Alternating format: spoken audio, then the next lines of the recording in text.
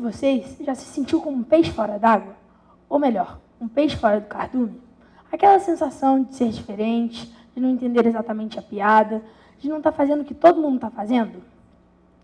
Muitos de vocês já devem ter se sentido assim em um ou outro momento. No meu caso, aconteceu por causa de uma situação muito específica.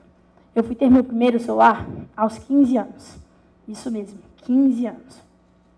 E mesmo hoje ele continua sendo de uso bastante restrito.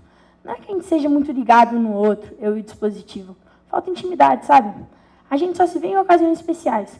Por exemplo, quando eu vou pedalar longas distâncias, ou quando vou a algum lugar ou evento que meus pais terão de me buscar mais tarde. E para ficar bem claro, nada disso foi por minha escolha. Foi uma decisão dos meus pais. Durante anos, eu preciso dizer uma coisa, meus pais são extremamente determinados, muito determinados mesmo, num nível que talvez merecesse estudo ou alguma pesquisa científica. Durante anos eu tentei argumentar, persuadir, fiz apresentações, chorei, esperneei, mas nada funcionou. Boa tarde a todos, eu sou Francisco Bertoletti, aluno do 9º ano da Escola Leva Brasília, e hoje eu queria contar uma história, não exatamente sobre celulares ou redes sociais, ou sobre os malefícios e desvantagens de tudo isso. Sobre isso, já tem muita gente falando. Eu vim falar da minha história, daquilo que eu senti na pele, daquilo que acontece quando você cresce, sendo um pouco diferente dos outros, porque durante muito tempo achei que estava perdendo alguma coisa. Hoje começo a perceber que talvez estivesse ganhando também. Enquanto me preparava para essa palestra, me deparei com alguns números interessantes. Especialistas estimam que adolescentes brasileiros passam entre 13 e 15 anos, passam entre 4 a 6 horas por dia em dispositivos eletrônicos. Quando li isso, pensei, cara, 5 horas é muito tempo. E comecei a imaginar, se eu passasse 5 horas do meu dia olhando para uma tela, provavelmente teria perdido minhas conversas, meu futevôlei, minhas corridas, meus calorosos debates com os meus irmãos, as saunas que faço com os meus pais, tudo isso para assistir pessoas que eu não conheço, falar sobre pessoas que elas também não conhecem, ou sobre assuntos que, na maioria das vezes, nem são lá grandes coisas. E essa ideia sempre me pareceu um pouco estranha. Na verdade, muito estranha. Mas eu vou tentar passar para vocês como se desenrolou esse pedacinho da minha história. No 4º ou 5º ano, alguns colegas começaram a ter e levar seus celulares para a escola. No 6º ano, a maioria da turma, a maioria do colégio já tinha celular. No 7º ano, praticamente todo mundo. No 8º ano, eu era oficialmente o único que não tinha. Um cara meio estranho, um extraterrestre. Meus amigos criaram várias teorias para tentar explicar a minha situação. Uma delas dizia que eu morava numa caverna. Outra, que eu me comunicava através de sinais de fumaça. Teve quem dissesse que eu utilizava pombo-correio. As histórias iam ficando cada vez mais elaboradas. Eram engraçadas, mas também um pouco tristes, porque, sinceramente, o que eu mais queria naquela ocasião era ser igual aos outros. Queria entender os memes, entender os vídeos, participar dos assuntos, não pelos assuntos em si, mas para interagir, porque é difícil ser o único diferente. Então, chegou janeiro de 2025, e uma coisa inesperada aconteceu. As escolas brasileiras decidiram, ou foram obrigadas, a restringir o uso de celulares no período escolar. Pegou muita gente de surpresa. Alguns amigos sentiram o golpe, outros falaram em revolta, greve, tomada de reféns, fim da democracia, fim do mundo. Estou falando sério, geral pirou. Teve até quem colocasse a culpa nos meus pais e que, de alguma forma, eles tinham conseguido manipular o governo. E depois de anos me proibindo de ter celular, decidiram proibir o filho dos outros também. Hoje eu rio, mas na ocasião cheguei a ficar um pouco preocupado. Mas o mais engraçado foi perceber que isso não estava acontecendo só aqui. Era um movimento global, geral entrando de cabeça nessa onda.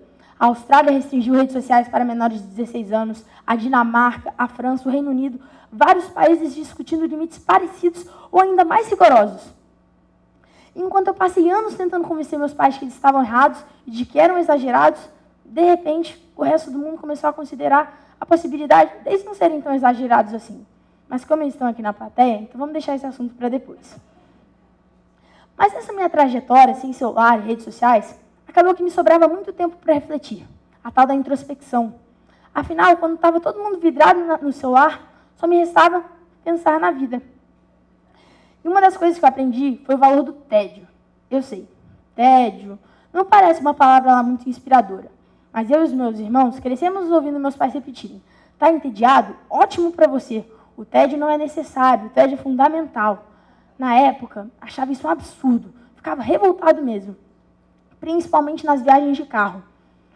Nós somos do Rio, então já fomos várias vezes do Rio para Brasília e vice-versa.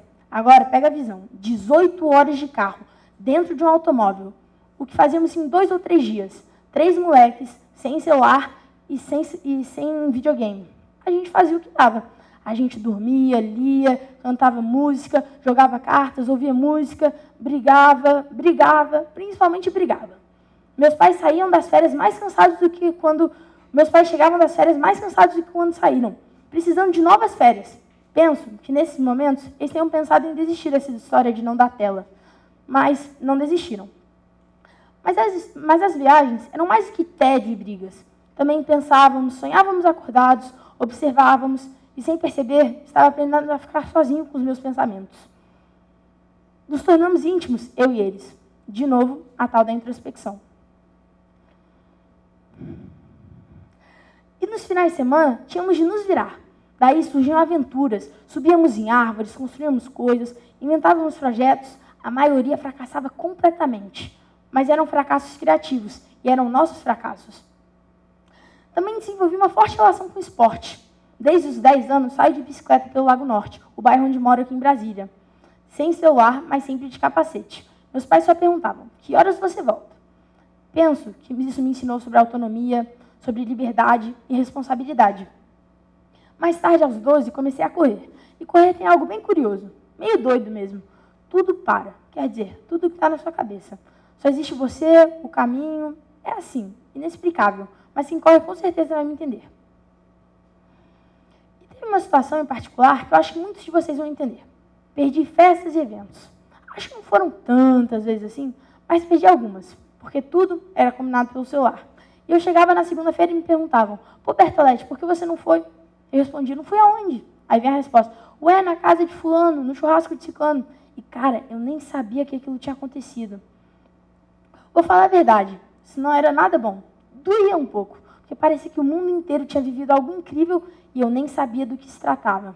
Mas isso me ensinou algo importante. Ninguém vive tudo, ninguém vai a tudo. E tá tudo bem, vida que segue.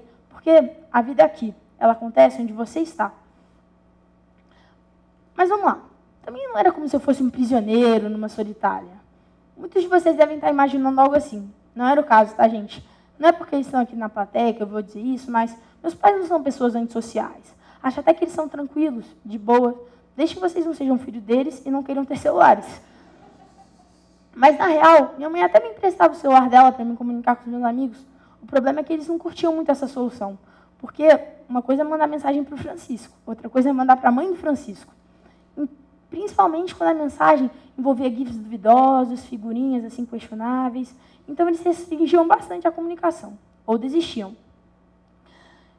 E teve uma situação especial que talvez resuma tudo isso. Foi o seguinte: uma peça de teatro.